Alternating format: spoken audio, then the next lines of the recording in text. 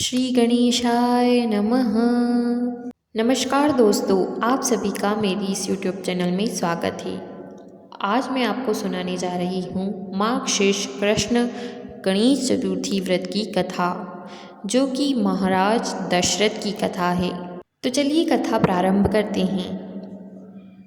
पार्वती जी ने गणेश जी से पूछा, अगहन कृष्ण चतुर्थी संकटा कहलाती है। उस दिन किस गणेश की पूजा किस रीति से करनी चाहिए? गणेश जी ने उत्तर दिया, हे हिमालय नंदिनी, अगहन में पूर्वोक्त रीति से गजानन नामक गणेश जी की पूजा करनी चाहिए। पूजन के बाद अर्घ्य देना चाहिए। दिन भर व्रत रहकर पूजन के बाद ब्राह्मण को भोजन कराकर जौ, तिल, चावल, चीनी और घृत का शाकला बनाकर हवन करावे तो वह अपने शत्रु को वशीभूत कर सकता है। इस संबंध में हम तुम्हें प्राचीन इतिहास सुनाते हैं। त्रेता युग में दशरथ नामक एक प्रतापी राजा हो चुके थे। वे आखेट प्रिय थे। एक बार अनजाने में ही उन्होंने श्रवण कुमार नामक ब्राह्मण का आखेट शिकार करने में वध कर दिया।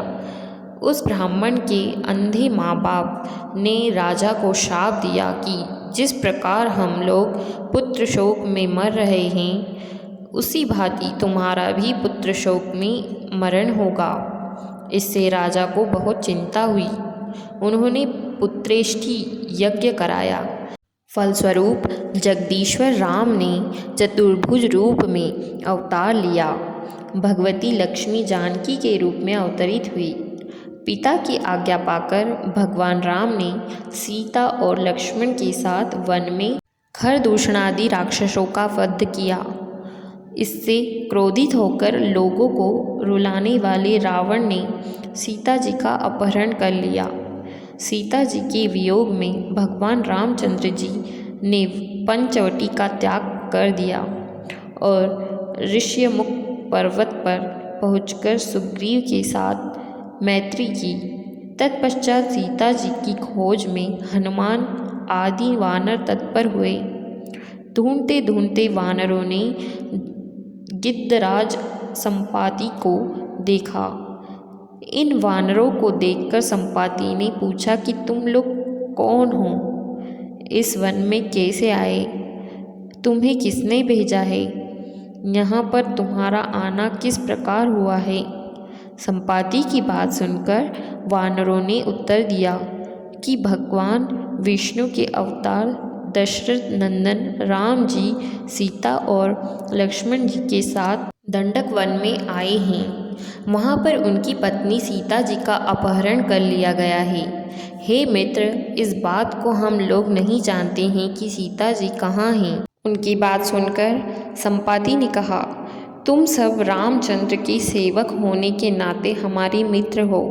जानकी जी का जिसने हरण किया है और वह जिस स्थान पर है वह मुझे मालूम है। सीता जी के लिए मेरा छोटा भाई जटायु अपने प्राण गंवा चुका है।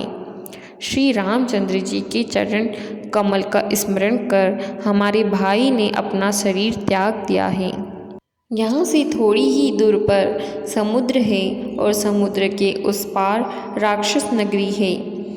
वहाँ शीशम के पेड़ के नीचे सीता जी बैठी हुई हैं। आप लोग देखिए, सीता जी अभी भी मुझे दिखाई दे रही हैं। मैं आपसे सत्य कह रहा हूँ कि सभी वानरों में हनुमान जी अत्यंत पराक्रमशाली हैं, अतः उन्हें वहाँ जाना चाहिए। केवल हनुमान जी ही अपने पराक्रम से समुद्र लांघ सकते हैं।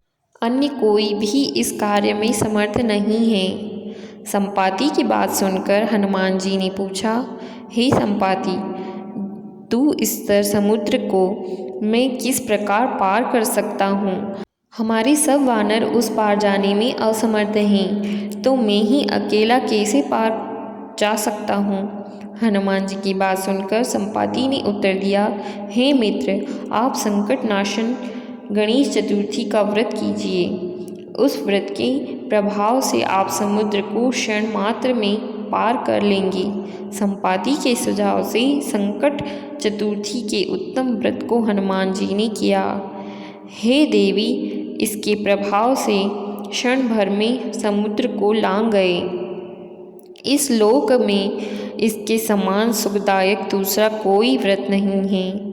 श्री कृष्ण जी कहते हैं, महाराज युधिष्ठिर, आप भी इस व्रत को कीजिए।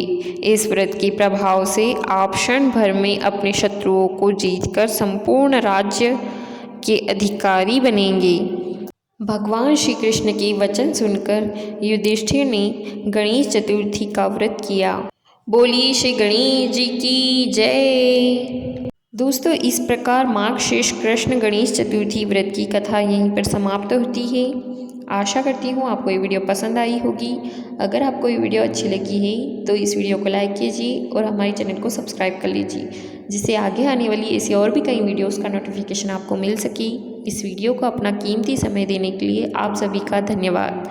जय श्री कृष्ण।